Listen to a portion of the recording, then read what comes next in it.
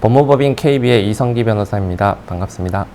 코로나로 인해서 재택근무가 많아지면서 인테리어에 관심을 가지는 사람들이 많아졌습니다. 개인 공간에 대한 관심이 부쩍 많아졌고 유튜브 등으로 셀프로 인테리어를 하는 영상들이 공유되고 있어서 더욱 관심이 많아지고 있죠. 특히 아파트의 경우 한번 지어지면 철거하고 다시 짓기가 쉽지가 않고 준공으로부터 수년이 지나면 인테리어 트렌드가 바뀌어서 새로 매수한 매수자가 인테리어 공사를 새롭게 진행하고 입주하는 경우도 많습니다.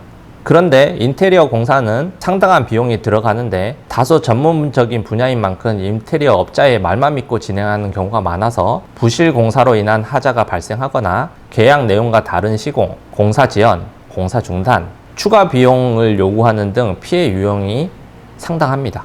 탈 없이 완성해줄 인테리어 사장님을 만나는 것이 참 어렵죠. 그래서 인테리어 공사를 맡길 때 최소한 5가지는 주의해야 합니다. 첫 번째, 공사의 범위, 공사 대금 지급 시기를 구체적으로 명시해야 합니다. 공사 대금의 지급 시기는 특정 일자가 아닌 공정률에 따라서 지급하는 것이 좋고 최대한 하자 보수를 위해서 잔금은 남겨두어야 합니다.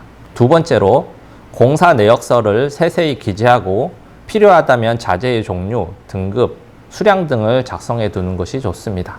인테리어 공사 진행 전 디자인 시안이나 공사 계약의 내용을 명확히 하여야 당초와 다른 공사를 진행하는 경우에 계약 내용과 다른 공사를 한 내용을 수정을 요청할 수가 있고 또 추가 공사비 청구에도 대응할 수가 있습니다. 세 번째, 인테리어 업체에서는 묻지도 않고 당초와 다른 인테리어를 해놓고선 추가 공사비를 청구하는 경우도 왕왕 있는데 이를 위해서 필요한 경우 미리 녹음을 해두셔야 합니다. 네 번째, 공사 지체에 대한 지체상금 규정 및 지체상금률을 명시하고 완공 후 하자 발생 시 최소 1년 이상의 보수 책임 기간 등을 분명히 하는 것이 좋습니다. 다섯 번째, 인테리어 공사는 전문 건설 공사로서 공사비가 1,500만 원 이상인 경우 실내 건축 공사업 면허를 보유해야 하는데 무면허 업체가 상당히 많습니다. 실내 건축 공사업 면허 보유 여부를 확인하실 필요가 있습니다.